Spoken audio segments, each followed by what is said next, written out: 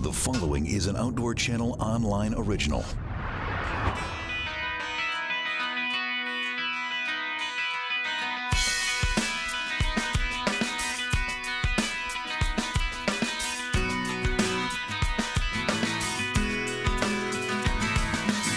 Welcome to BoonDOCS Wilderness and Travel Medicine Show. I'm your host, Dr. K. And I'm DJ, Chief Field Officer. Now look, we consider ourselves fun guys, but we got nothing on the fungi that causes athlete's foot.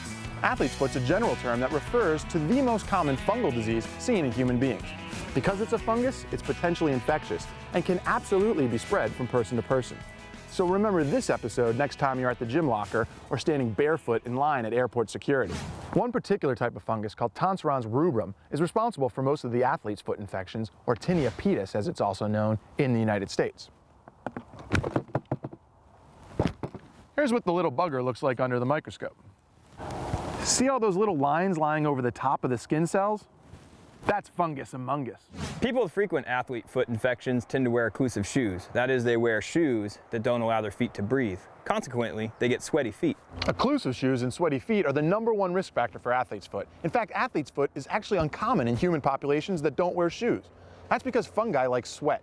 The high pH and the damp skin combine to make the perfect growing conditions. Clinically, affected areas of the skin might look pink, and there's usually some scale between the toes, especially the 4th and 5th little toes. In other words, stinky pinky. Sometimes athlete's foot can involve the entire sole or sides of the foot, giving a moccasin or sandal-like appearance as a clue to the diagnosis. Burning, stinging, and itching are all common complaints. Blistering's not that uncommon either.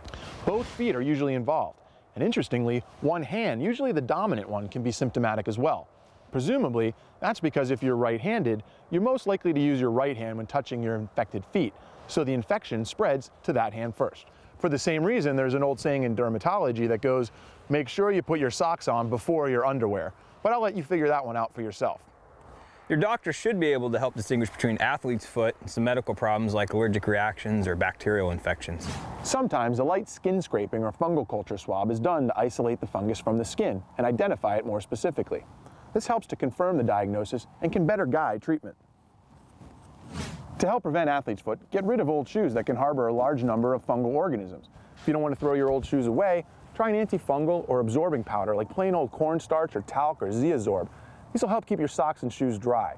Specialized protective footwear and cotton socks can help as well. Your doctor may recommend an aluminum chloride solution that can help keep your feet from sweating so much in the first place. You can also try a urea or lactic acid-based lotion like amlactin to help get rid of some of that cracked, dried skin, which can also act as a breeding ground for fungus.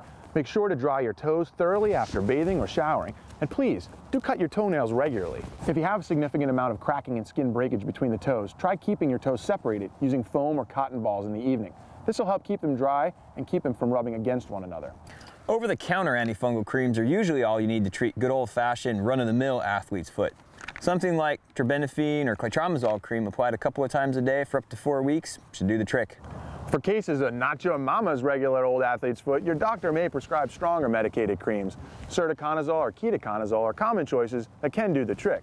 Now, you may even need a course of antifungal pills for severe cases when you're at risk for more severe complications from athlete's foot, like in the case of diabetics or individuals with weakened immune systems or poor circulation.